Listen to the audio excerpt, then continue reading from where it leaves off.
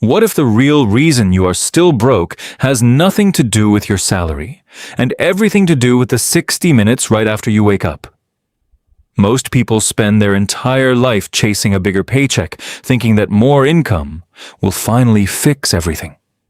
But financial history tells a different story. The people who actually build wealth are rarely the highest earners in the room. They are the ones who quietly control one resource that money cannot buy back once it is gone, and that resource is time. This is the story of how one ordinary decision, repeated every single morning, can rewrite a person's entire financial future. In a mid-sized industrial town, a 28-year-old named Arjun worked as a security guard at a private warehouse. His shift ran from 9 at night to 7 in the morning, and his monthly pay barely covered rent, food, and a small loan installment he had taken for his father's medical treatment. Arjun was not lazy. He worked hard, showed up on time, and never complained. But hard work alone was not moving him forward, and this is the first trap that keeps millions of people financially stuck. Economists call it the poverty trap. A cycle where all of your income gets consumed by immediate survival costs, leaving nothing left over to invest in anything that could change your circumstances. Arjun was not failing because he lacked effort. He was failing because his entire day was already spoken for before it even began. But here is what most people miss about this kind of trap. It is not broken by working harder at the same job. It is broken by acquiring an asset that a job cannot take away, and that asset is skill. Human capital, the knowledge and abilities a person carries inside their own mind, behaves exactly like financial capital. It can be built slowly through consistent investment, and once built, it compounds. A warehouse guard with no computer knowledge has one ceiling on his income. The same guard with basic digital and analytical skills has an entirely different ceiling because he has changed what the market is willing to pay him for.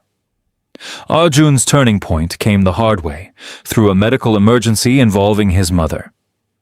Sitting outside the hospital in the early hours of the morning, watching doctors calculate costs he could not afford, he made a decision that had nothing to do with luck and everything to do with math. He decided to treat his own mornings as an investment account.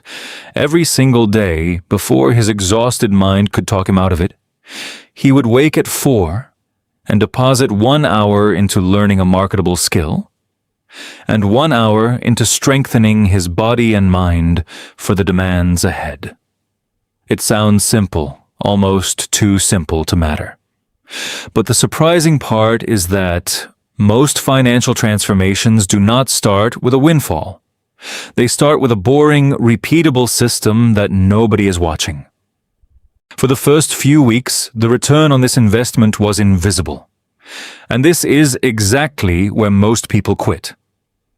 In personal finance, this is the same psychological barrier that stops people from investing in the stock market. The early months of compounding look flat, almost pointless, and the brain interprets flat as failure. Arjun felt that same discouragement. His sleep was cut short, his body ached, and his results were nowhere close to visible. Yet he kept making the deposit every morning, because he understood something most people never learn until much later in life, that compounding rewards the investor who stays in the market longest, not the one who tries the hardest for the shortest amount of time. By the second month, the compounding started to show. His typing speed improved, his understanding of spreadsheets and data organization sharpened, and he completed a basic certification in digital record keeping. Then came a moment that changes financial trajectories more than any lottery ticket ever could, the moment where preparation meets opportunity. A records error at his workplace left the entire team stuck for hours, and Arjun, almost without thinking, sorted it out on a computer in minutes. That single moment did not create his opportunity. It only revealed an asset he had already built quietly for 2 months. This is the part traditional career advice almost never explains, that opportunities are not random events. They are audits.